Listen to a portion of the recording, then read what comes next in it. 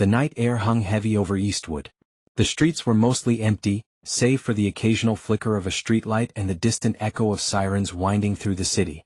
Inside a modest home, Maya Douglas sat alone in the glow of her phone's screen. Her eyes were fixed on a video that had just gone viral, a video she had received from a trusted friend but wasn't sure she was ready to see. On the screen was Police Chief James Whitfield. He spoke casually at a private gathering, but his words cut deep. "They're nothing but troublemakers," he said with a sneer. "This city's been too soft on them for too long. Someone needs to remind them who's in charge." The camera panned around, showing other officers laughing and raising their glasses in agreement. The atmosphere was disturbingly casual, but the message was clear and dangerous. Maya's hands trembled as she paused the video. She thought about her 2 children sleeping just down the hall. This was the man who was meant to keep them safe. Instead, here he was openly expressing hatred for the very people he was sworn to protect. For years, Maya had worked tirelessly as a community organizer. She had faced countless obstacles trying to hold the police accountable for their actions. But this video, this raw and undeniable proof, felt like the breaking point. It was the moment she and many others had been waiting for. Across town, Officer Marcus Lee sat at his desk inside the police station. The video had spread fast through the department, leaving many officers uncomfortable but silent. Marcus was different. He had seen the chief's true colors for a long time but feared what speaking out might mean for his career and safety. Now, watching the footage again, Marcus felt a knot tighten in his stomach. He knew he couldn't stay silent any longer. The line between duty and conscience was blurring. He had to decide where he stood. Meanwhile, in the city's mayoral office, Mayor Evelyn Grant faced a storm. Her phone buzzed nonstop with calls from reporters, activists, and concerned citizens. Everyone wanted to know how she planned to respond. Just as she was about to issue a statement, a quiet knock came at her door. An envelope was slipped inside, sealed and marked with a chilling warning, "The truth is darker than you know." Mayor Grant's hands shook slightly as she broke the seal and unfolded the letter. Its contents hinted at deeper corruption and secrets tied to the police chief, details that could shatter the entire city's fragile trust. Outside the police station, the community gathered, anger and hope mixing in their voices. Banners waved in the chilly night air. People chanted for justice, their breath visible in the cold. Maya stepped up to speak. Her voice was steady but filled with emotion. "This isn't just about one man," she said, looking out at the crowd. "It's about a system that has allowed hate and fear to grow unchecked." As her words echoed through the streets, Mayor Grant's phone rang again. This time the voice on the other end was cold and threatening. "They know. And they're coming for the truth." The mayor froze. What was coming next? And could Eastwood survive the storm ahead? The answers were unknown, but one thing was clear. The city was on the edge of change and no one could turn back now. The morning light struggled through thick clouds as Eastwood awoke to a city transformed. The quiet streets of the night before had given way to the hum of activity. News vans clustered around City Hall and the police station, their satellite dishes pointed skyward, waiting for any update. Reporters jostled for position, microphones poised to catch every word. Inside the community center, Maya Douglas stood before a packed room. The air was thick with emotion, an unspoken mix of anger, pain, hope, and determination. Faces from all walks of life filled the space. Mothers clutching their children, elders who had lived through decades of struggle, young activists hungry for change. Maya's voice rang out, steady and unwavering. "We have lived in fear for too long. We have watched injustice happen in front of us, dismissed and ignored. This video is not an isolated incident, it is the symptom of a broken system. Chief Whitfield's words have given voice to what many have felt but dared not say." She paused, letting her words settle into the room. "But this is our moment. We will not be silenced.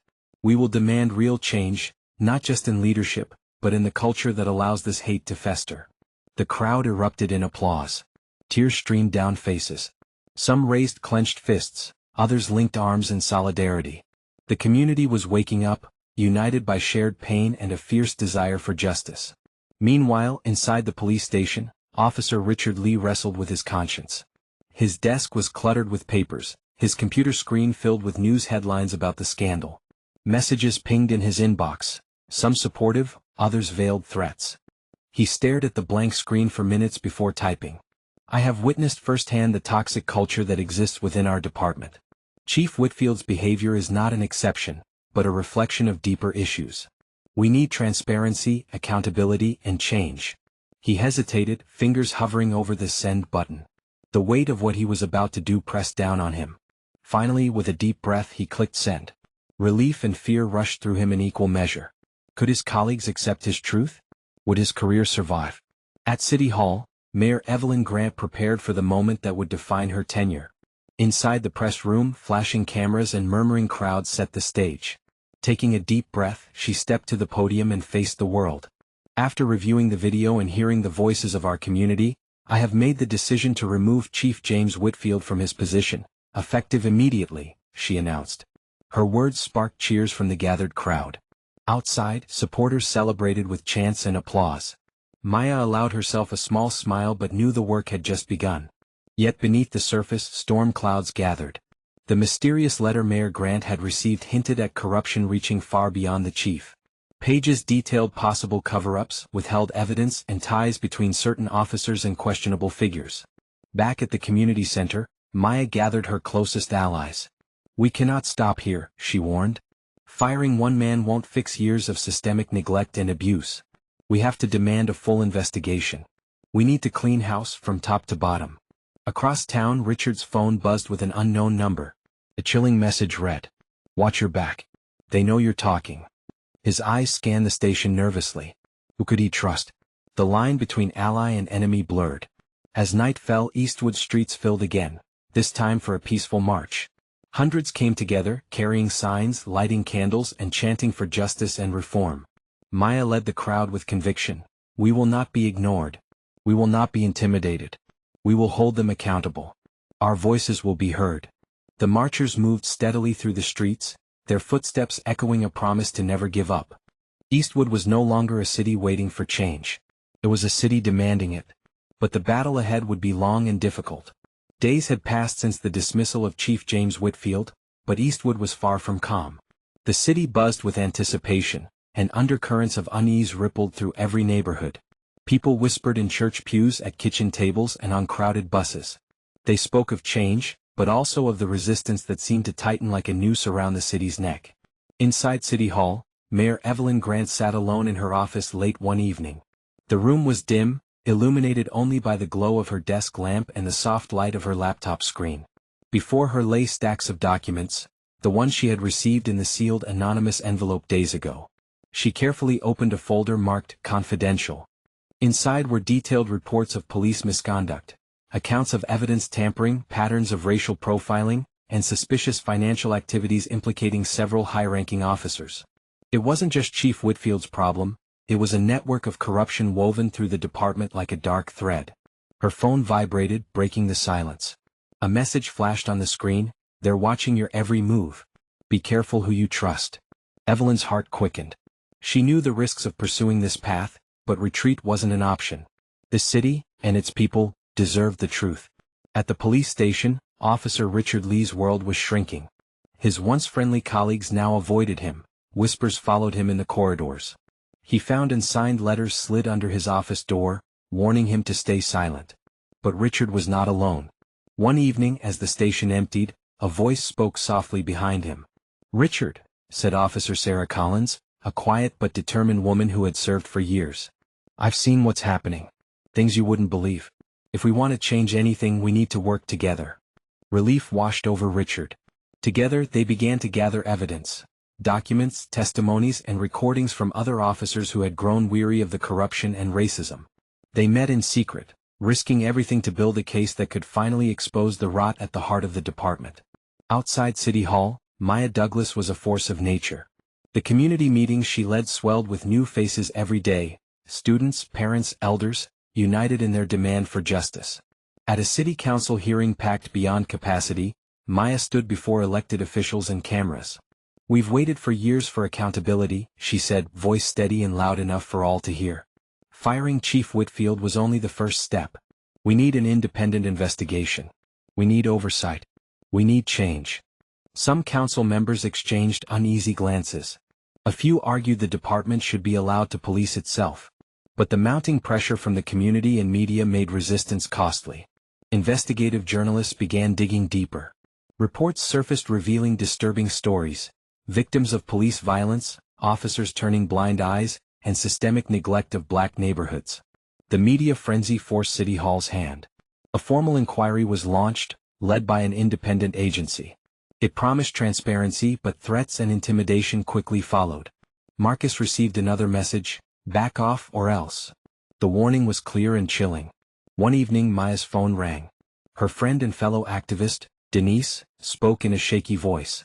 Someone followed me home. I think they're watching me. Fear settled in Maya's chest, but it was quickly replaced by resolve. We're stronger together, she said firmly. We won't let them scare us into silence. As darkness fell over Eastwood, the battle lines were drawn.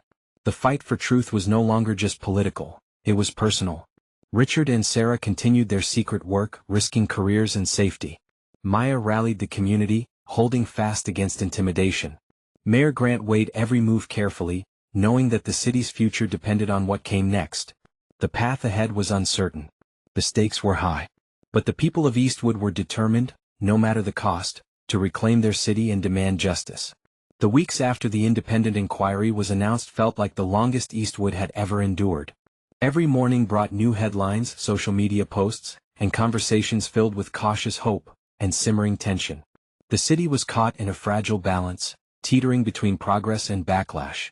Inside the dimly lit office at the police station, Officer Richard Lee and Officer Sarah Collins transformed their shared space into a quiet command center.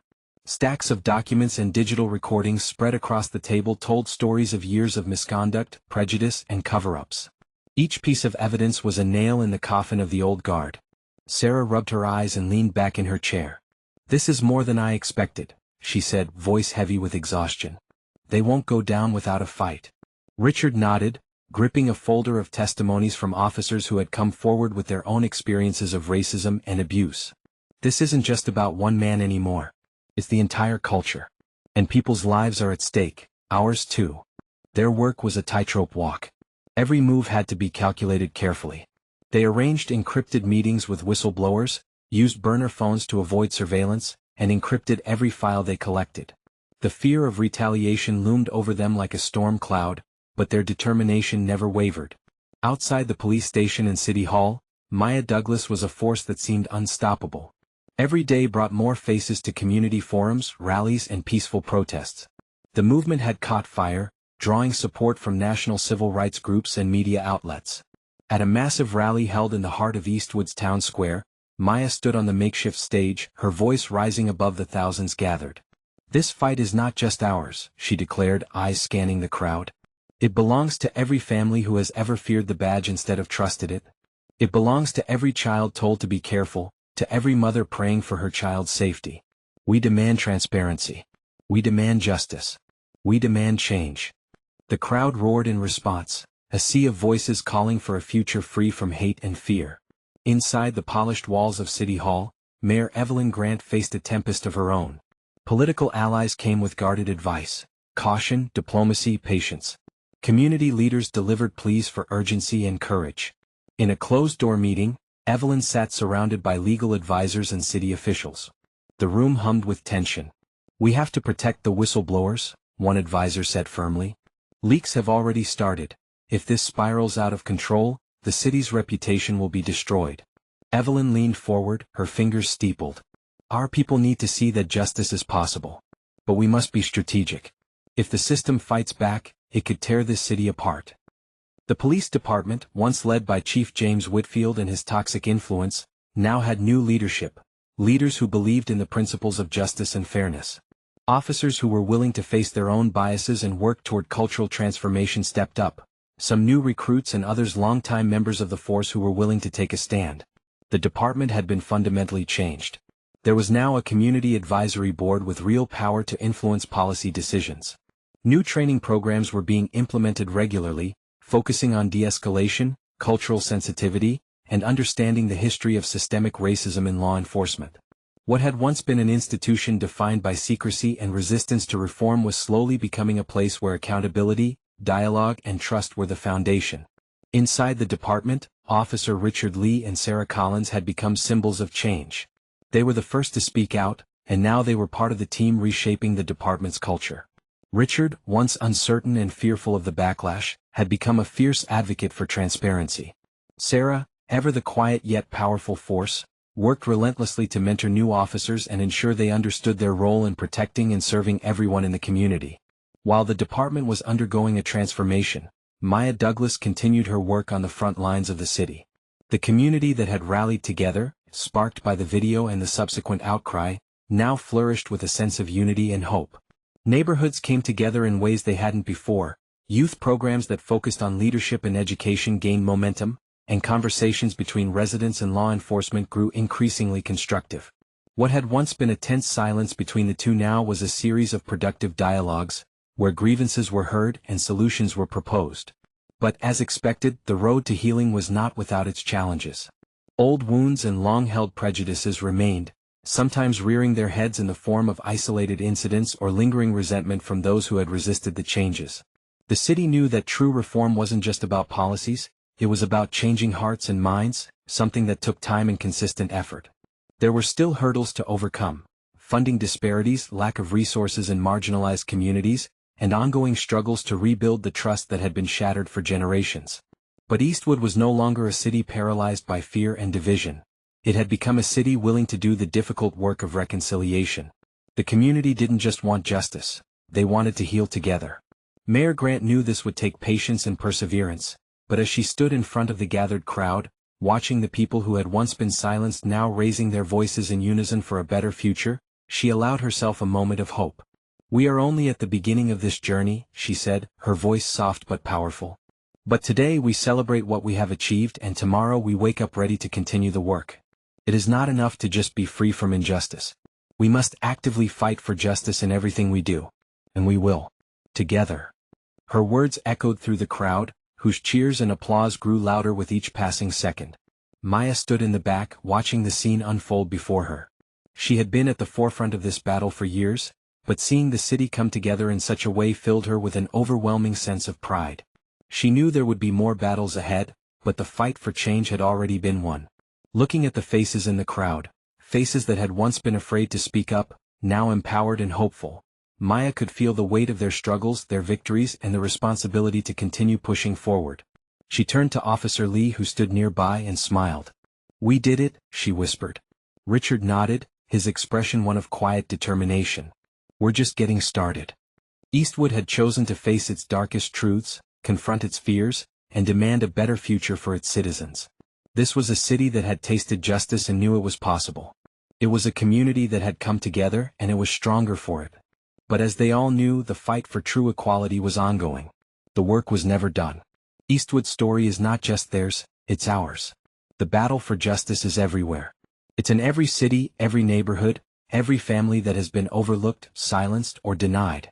The voices that have been calling for change must be heard. The work must continue. Share this story. Share your own. Start the conversation in your community. Stand up for what is right even when it feels hard. Speak out against injustice and speak up for those who can't. Don't wait for change to happen. Be the change. If you believe in justice, if you believe in accountability, and if you believe in building a better future for all, subscribe, share, and become a part of this conversation. Together we can make sure the voices of the people are heard, and we can ensure that the fight for equality never stops. Stand up. Speak out. Act with courage. Be the change.